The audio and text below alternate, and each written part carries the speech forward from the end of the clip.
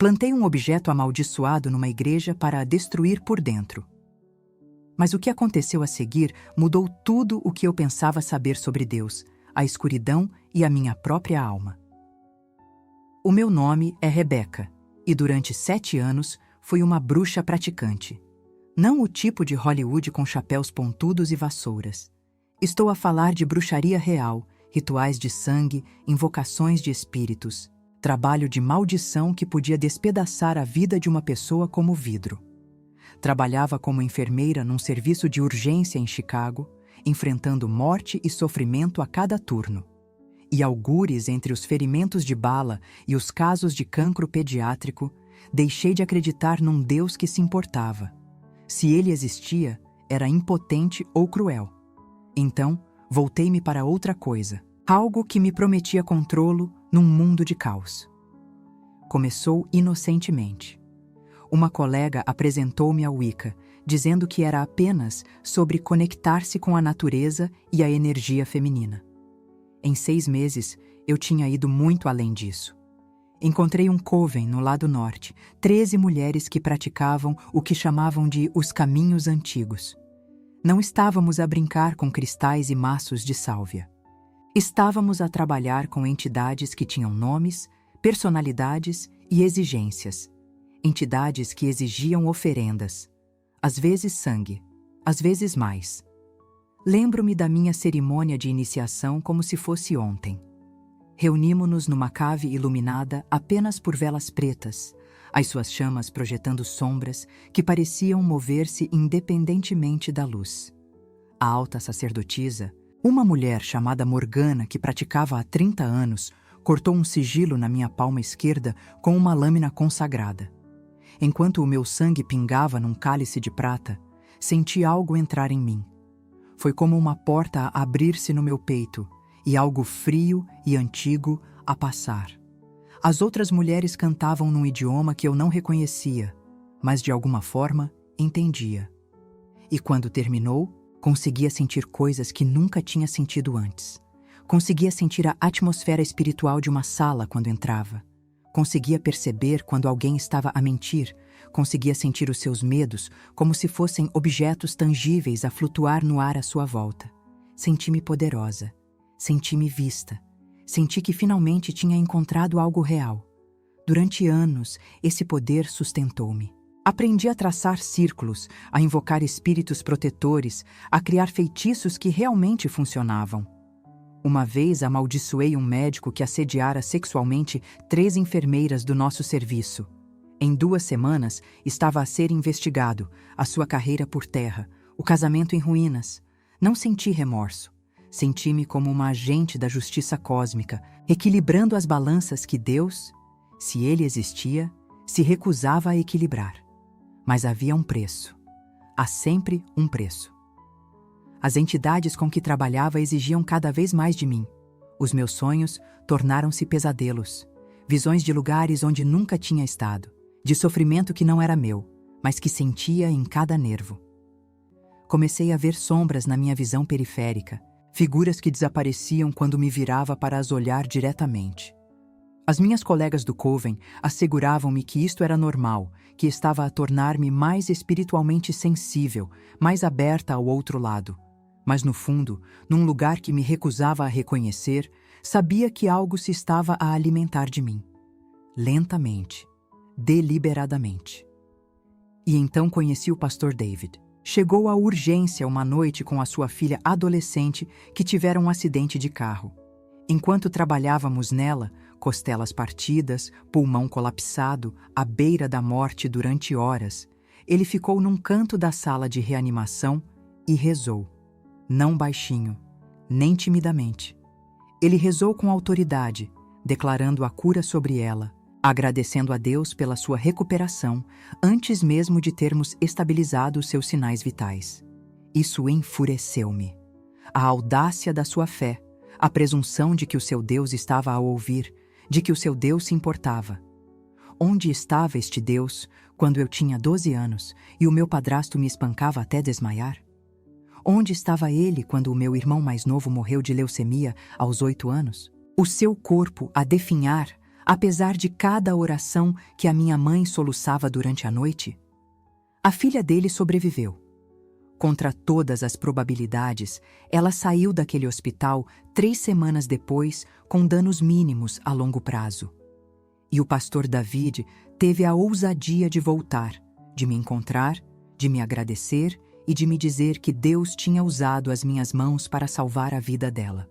Eu queria cuspir-lhe na cara. Em vez disso, sorri e aceitei a sua gratidão, e comecei a planear. Soube que ele pastoreava uma pequena igreja carismática no lado sul, um daqueles lugares onde as pessoas levantavam as mãos durante o culto e afirmavam ouvir a voz de Deus. O tipo de cristianismo que eu mais desprezava. Não o tipo cultural de Natal e Páscoa. Estes eram verdadeiros crentes, perigosos na sua convicção. E decidi que eles precisavam de entender como era o verdadeiro poder espiritual. Passei 3 semanas a criar o objeto. Era uma pequena caixa de madeira, do tamanho de um baralho, esculpida em madeira de teixo, que eu própria tinha colhido sob uma lua nova. Dentro, coloquei itens específicos: um pé de corvo morto, o meu próprio sangue menstrual misturado com terra de cemitério, um pedaço de papel com o endereço da igreja escrito com o meu sangue e um sigilo que tinha recebido numa visão durante a meditação. Um sigilo que um dos meus espíritos guias, uma entidade que se autodenominava Azrael, me tinha mostrado. O sigilo da divisão, da cegueira espiritual, da decadência lenta. Consagrei-o durante o nosso encontro mensal do Coven. Todas as 13 de nós formamos um círculo à sua volta, canalizando energia para ele por mais de 1 hora. Senti a temperatura na sala cair 20 graus. As velas tremeluziam e quase se apagaram apesar da ausência de vento. E quando peguei na caixa depois, sentia pesada. Não fisicamente, pesava talvez algumas gramas, mas espiritualmente, parecia que estava a segurar algo denso, algo com a sua própria força gravitacional. Morgana olhou para mim com algo parecido com medo nos olhos. Este é um trabalho poderoso, Rebeca, ela disse. Tens a certeza de que queres libertar isto? Eu tinha certeza. Eu estava furiosa. Eu estava convencida de que esta igreja, este pastor, essas pessoas e sua fé ingênua precisavam ser expostos pela ilusão que era. Eu queria vê-los se despedaçarem, ver sua fé desmoronar quando suas orações ficassem sem resposta e sua união se quebrasse. Visitei a igreja numa quarta-feira à noite, durante a reunião de oração. Havia apenas umas 20 pessoas, espalhadas em bancos para 100. Vesti roupas normais. Sorri quando me cumprimentaram à entrada e sentei-me na última fila. O culto foi exatamente como eu esperava. Emocional, mãos levantadas, pessoas balançando e cantando sobre o amor de Deus com lágrimas escorrendo pelo rosto. Isso me dava arrepios. Mas eu esperei. Após o culto, enquanto as pessoas tomavam café e conversavam no hall, eu entrei sozinha no santuário. Minhas mãos tremiam, não de medo, mas de antecipação. Andei até a frente, até o altar onde eles provavelmente oravam pelas pessoas, e me ajoelhei como se estivesse orando. Em vez disso, peguei a caixa da minha bolsa e a encaixei debaixo do altar, atrás de um painel decorativo onde ninguém a encontraria, a menos que estivessem procurando especificamente. Ao colocá-la, sussurrei as palavras de ativação que Azrael me ensinara. Palavras que tinham gosto de cobre na minha língua, que faziam minha garganta queimar enquanto as pronunciava. E senti isso a libertar-se. Como destampar algo venenoso, comprimido, concentrado e agora livre para se expandir, se espalhar, infeccionar. Levantei-me, saí calmamente, sorri para a esposa do pastor no parque de estacionamento e dirigi-me para casa sentindo-me vitoriosa, sentindo-me poderosa, sentindo que eu havia desferido um golpe contra o Deus que me abandonara.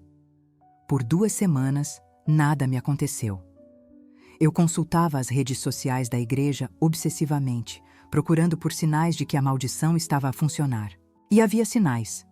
O pastor postou um pedido de oração sobre guerra espiritual e conflitos incomuns entre a equipe de liderança.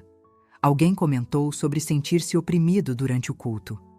Estava funcionando. Eu deveria estar radiante.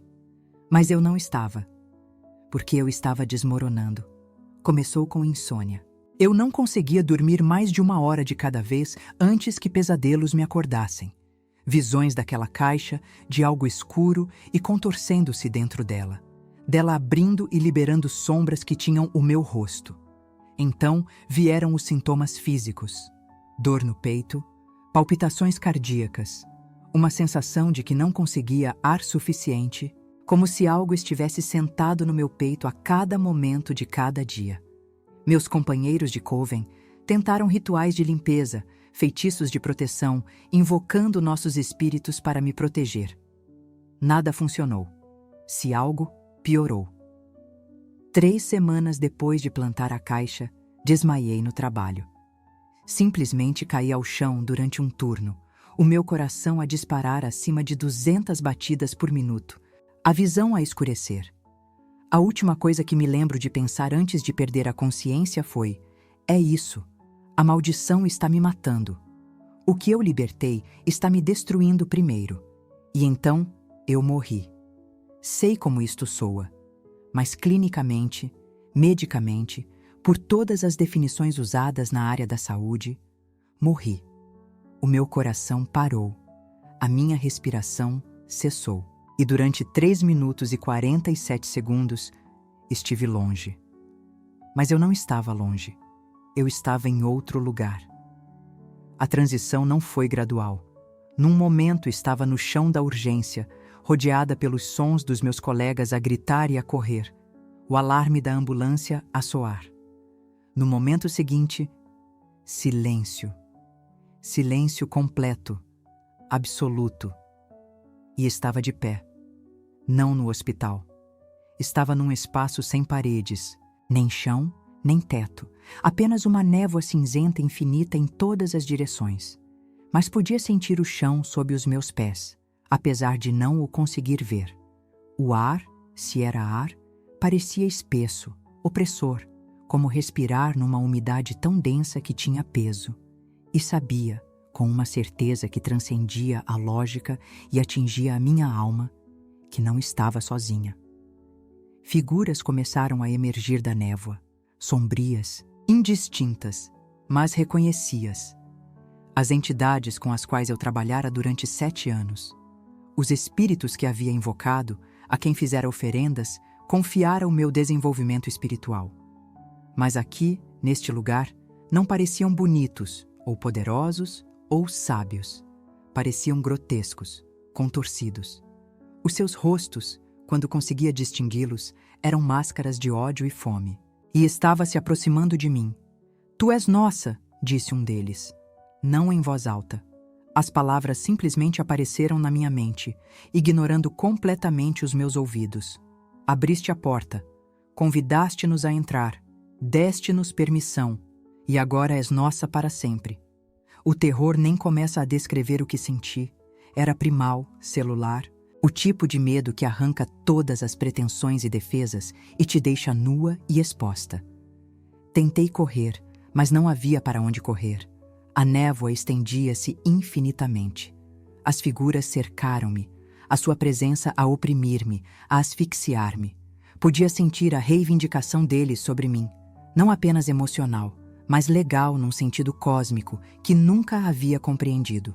Havia assinado um contrato escrito em sangue, rituais e invocações e vieram para cobrar. E então, luz. Não um amanhecer gradual, não um brilho suave.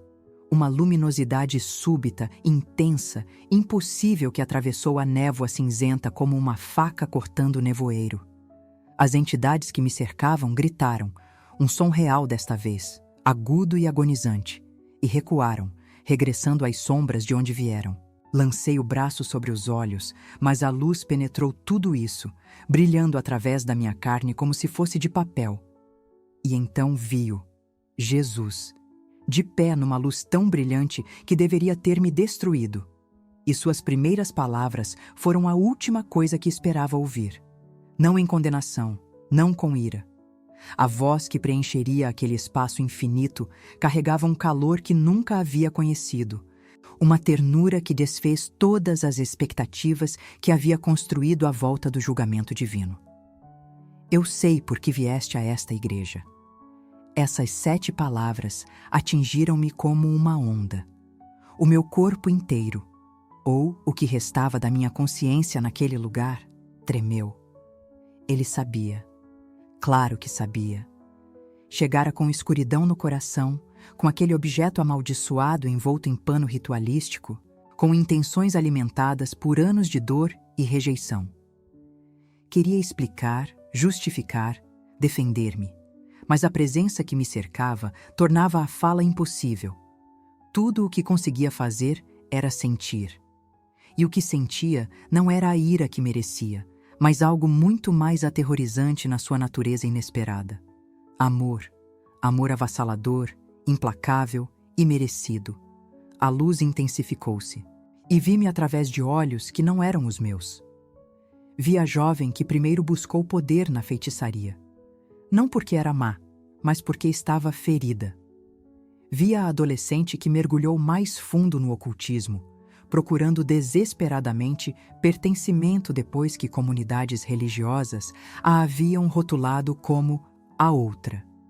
Vi a mulher que entrou naquela igreja com um objeto amaldiçoado, impulsionada não por pura malícia, mas por um coração ferido que gritava: se me rejeitas, eu te rejeito primeiro.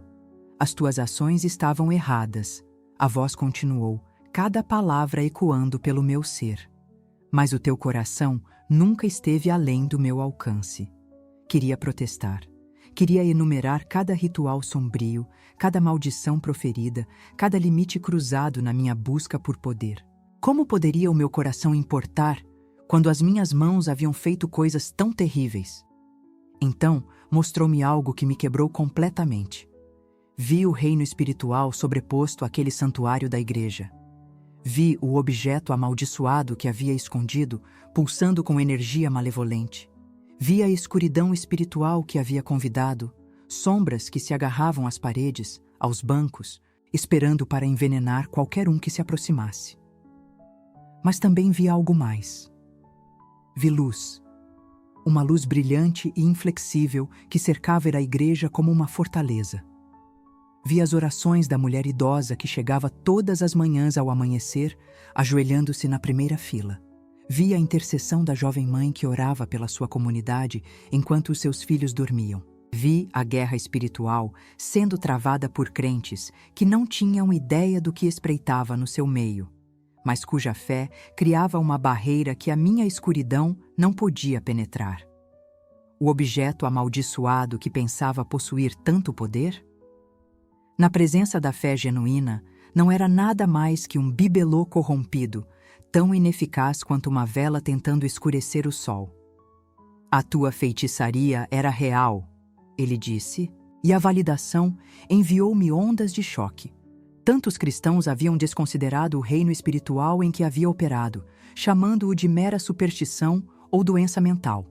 Mas aqui estava o próprio Deus reconhecendo o que havia feito, o que havia empunhado. Mas nunca entendeste contra o que estavas a lutar.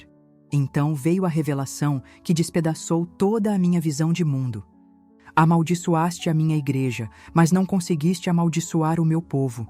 Trouxeste escuridão, mas não conseguiste extinguir a luz. Exerceste poder, mas nunca possuíste autoridade. A autoridade pertence àqueles que conhecem o meu nome, não como tradição religiosa, mas como relacionamento vivo. Compreendi então. Todos aqueles anos na feitiçaria, perseguira o poder porque me sentia impotente. Buscara controlo porque a minha vida parecia caótica. Abraçara a escuridão porque pensei que a luz me havia rejeitado. Mas a verdade era muito mais devastadora e libertadora do que poderia ter imaginado. A instituição da igreja te feriu, ele continuou, e senti lágrimas. Espíritos conseguem chorar? Escorrendo pelo meu rosto. Pessoas religiosas te julgaram, rotularam-te, excluíram-te, trataram-te como se estivesses além da redenção. Elas estavam erradas. Essas 3 palavras, elas estavam erradas, destrancaram algo profundo dentro de mim. Cada momento de rejeição, cada olhar de lado nos corredores da igreja, cada comentário sussurrado sobre a minha estranheza que me havia levado aos braços da feitiçaria. Ele tinha visto tudo e estava declarando com autoridade divina que o julgamento que havia recebido não era o seu julgamento. Mas, e aqui, a sua voz assumiu uma qualidade diferente, uma que exigia que encarasse uma verdade desconfortável. Permitiste que a rejeição deles gerasse orgulho no teu coração.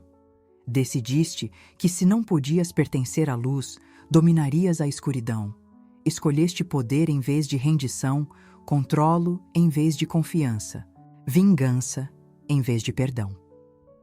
Cada palavra era uma espada cortando as minhas defesas, expondo os pecados ocultos que nunca havia nomeado. Não se tratava apenas de feitiçaria. Era sobre orgulho, sobre falta de perdão, sobre o momento em que decidi que preferia reinar na escuridão a servir com humildade. Esses foram os teus pecados, ele disse. Não a tua busca, não a tua fome espiritual, não o teu desejo por algo além do mundo material. A tua fome pelo sobrenatural veio de mim. Eu a coloquei dentro de ti, mas alimentaste essa fome com veneno em vez de pão. Vi toda a minha jornada espiritual sendo recontextualizada naquele momento. O profundo anseio que sentira por transcendência, por conexão com algo maior, isso não era mal. Era design divino. Deus havia me criado com uma fome pelo reino espiritual, mas na minha dor e rejeição havia procurado preencher essa fome numa mesa errada. Estavas a procurar-me, ele disse, e a ternura naquelas palavras desfez-me completamente. Apenas não sabias o meu nome. A revelação caiu sobre mim como águas batismais. Cada ritual, cada feitiço, cada momento gasto a procurar poder na escuridão. Por baixo de tudo isso, havia uma alma a clamar pelo mesmo Deus que pensei ter me rejeitado. Procurava-o em todos os lugares errados, chamando-o por todos os nomes errados, estendendo-me para ele com mãos que agarravam sombras em vez de luz. E aqui estava ele, não me condenando pela minha busca, mas lamentando que tivesse procurado em todos os lugares, exceto diretamente para ele. Entendes agora? Ele perguntou. Não és definida pela tua bruxaria, não és definida pelo teu passado, não és definida pelo que pessoas religiosas disseram sobre ti ou pela escuridão que abraçaste na tua dor. Esperei tremendo para ele me dizer quem eu era. Tu és minha filha, sempre foste minha filha, e estive à tua espera para voltares a casa. As palavras detonaram algo no meu peito. Minha filha, não ex-bruxa, não pecadora reformada, não mercadoria danificada que eu tolerarei. Filha. Naquele momento, compreendi a profundidade da graça divina de uma forma que nenhum livro de teologia, nenhum sermão, nenhuma instrução religiosa jamais havia transmitido. Graça não era Deus ignorando os meus pecados. Graça era Deus vendo os meus pecados plenamente, entendendo a dor que me levou a eles, reconhecendo a fome espiritual que me desviou e ainda assim me reivindicando como sua. Não sei como descrever o que aconteceu em seguida. Rendição parece uma palavra pequena demais. Transformação parece inadequada. Algo no cerne do meu ser se rompeu. E tudo o que havia construído na escuridão jorrou para fora. Cada maldição, cada ritual, cada grama de orgulho, dor e poder que havia mantido tão firmemente. E no espaço deixado para trás, a luz entrou correndo. Sim, ele sussurrou, e senti braços que não eram físicos a abraçar-me enquanto chorava. Deixa ir. Deixa tudo ir. Não precisas mais disso. Nunca precisaste. O objeto amaldiçoado que havia colocado naquela igreja vi-o novamente no reino espiritual. Mas agora, em vez de pulsar com energia escura, estava-se a dissolver. Não destruído pela ira divina, mas simplesmente tornado impotente na presença do amor rendido. A escuridão que havia infundido nele Não tinha autoridade uma vez que retirei a minha vontade do seu propósito. Tornou-se o que sempre foi, um pedaço de matéria corrompida sem poder verdadeiro. Um vaso vazio que só podia conter o que eu despejava nele. E não estava mais a despejar nada nele. Estava vazia. Mas não da maneira que temia. Nem oca, nem quebrada, nem diminuída. Vazia como um vaso finalmente pronto para ser preenchido com a substância certa. Volta, ele disse, e sentiu o espaço infinito a começar a mudar. Volta para a vida que te dei. Deixa a escuridão para trás. Caminha na luz que sempre foi destinada a ti. E diz a eles, diz a todos que ouvirem, que ninguém está além do meu alcance. Nenhum pecado é maior que minha graça. Nenhum passado é mais poderoso que meu amor.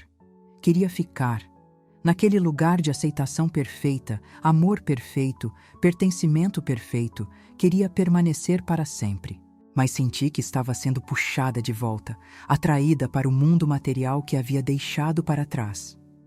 Ainda estará lá? Perguntei, desesperada, aterrorizada em perder essa ligação. Quando eu voltar, ainda te sentirei. Sempre estive lá, ele respondeu. Não me vais perder. Apenas acabas de me encontrar. Então estava ofegante, engasgando. O meu corpo a convulsionar naquele chão de banheiro. A minha amiga estava a gritar, a chamar-me, a abanar-me. Abri os olhos para luzes fluorescentes e azulejos e o mundo material comum, mundano e belo. Mas tudo havia mudado. Ainda conseguia senti-lo.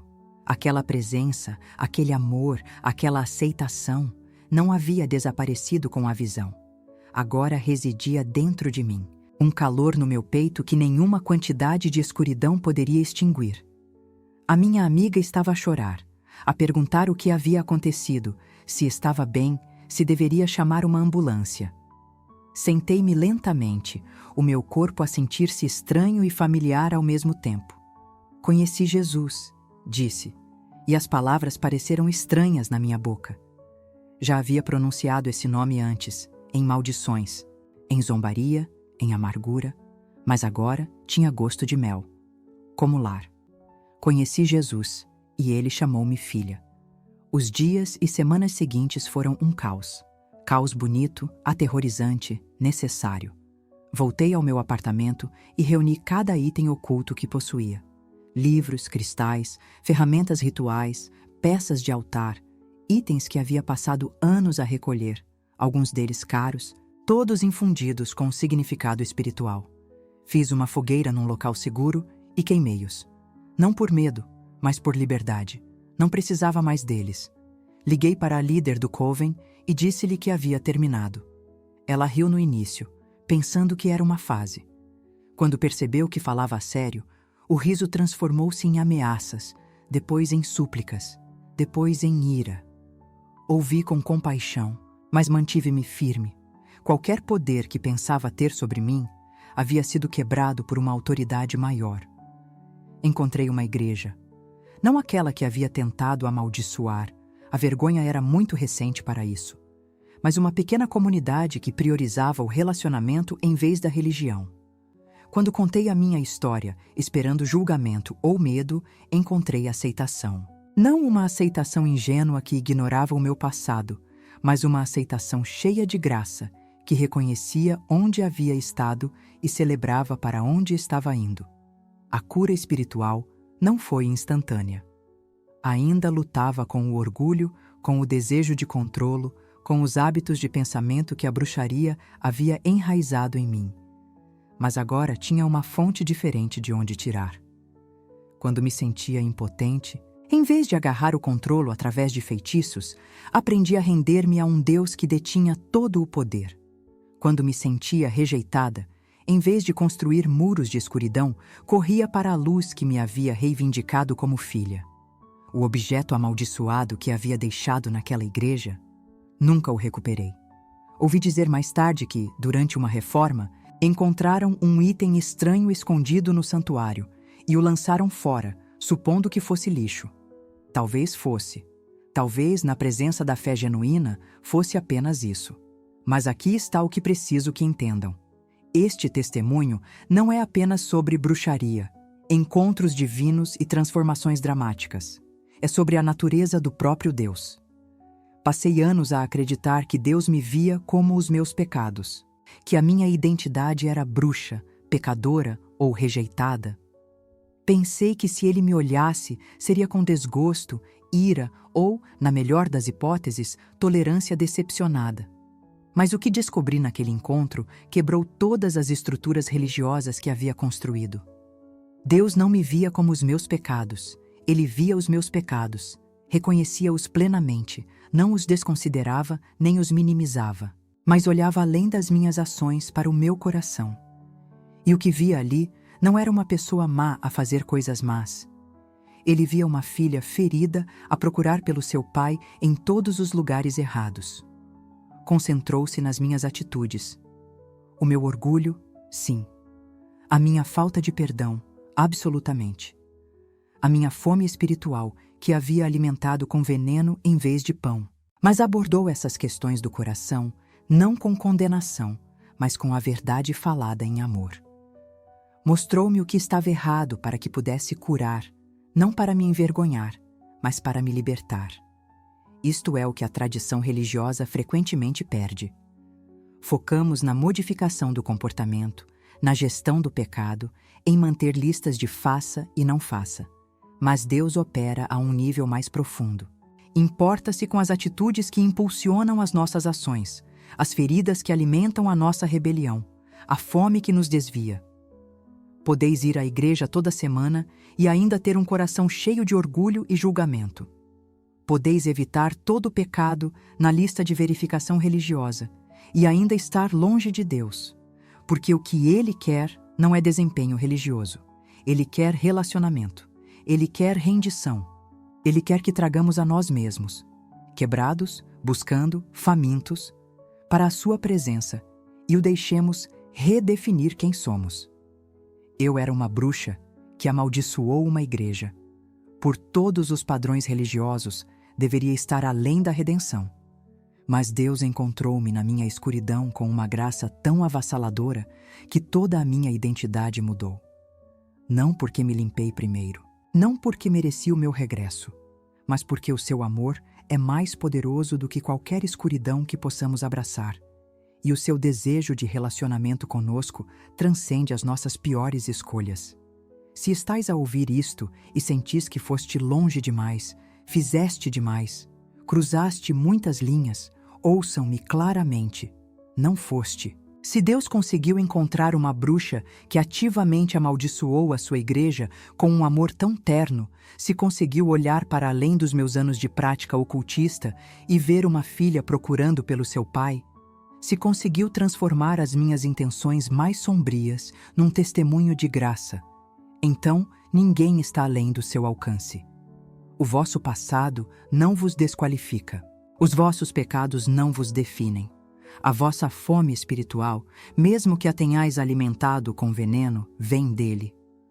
Colocou esse anseio pelo sobrenatural, pela transcendência, por algo além deste mundo material dentro de vós. E está à espera que dirija essa fome para a sua verdadeira fonte. Não precisais de vos limpar primeiro. Não precisais de ter toda a teologia certa ou dizer todas as palavras certas. Não precisais de permissão de porteiros religiosos ou aprovação de instituições da igreja. Só precisais estar dispostos a encontrá-lo como sois, quebrados, buscando, famintos, desesperados. Ele nos encontra nesse lugar. E quando o faz, tudo muda. Ainda estou a aprender, ainda a curar, ainda a descobrir o que significa caminhar na luz depois de tantos anos na escuridão. Mas sou fundamentalmente diferente do que era. Não porque me esforço mais, ou sigo mais regras, ou desempenho uma religião melhor. Sou diferente porque encontrei o amor em pessoa, e ele disse-me quem eu realmente sou. Se estáis prontos para esse encontro, se estáis cansados de procurar nos lugares errados, se estáis famintos por algo real além do desempenho religioso ou de falsificações espirituais, apenas pedis. Apenas vos abris a possibilidade de que o Deus que pensais ter rejeitado, na verdade, esteve a perseguir-vos o tempo todo. Não tem medo da vossa escuridão. Não se intimida com o vosso passado. Não está à espera que sejais dignos. Está simplesmente à espera que volteis para casa. E quando o fizerdes, descobrireis o que eu descobri, que a graça não é Deus ignorando os nossos pecados, mas Deus a transformar-nos apesar deles. Que o amor não é aceitação condicional, mas busca incondicional. Que os encontros divinos não são reservados para os religiosamente qualificados, mas para os espiritualmente famintos. Foste feito para mais do que a escuridão. Foste feito para mais do que o poder vazio. Foste feito para um relacionamento com aquele que criou a vossa fome pelo sobrenatural em primeiro lugar, e está a chamar-vos pelo nome. Não como os vossos pecados, não como o vosso passado, não como o que outros vos rotularam. Está a chamar-vos como seu amado, sua filha, seu filho, seu próprio. Vais responder: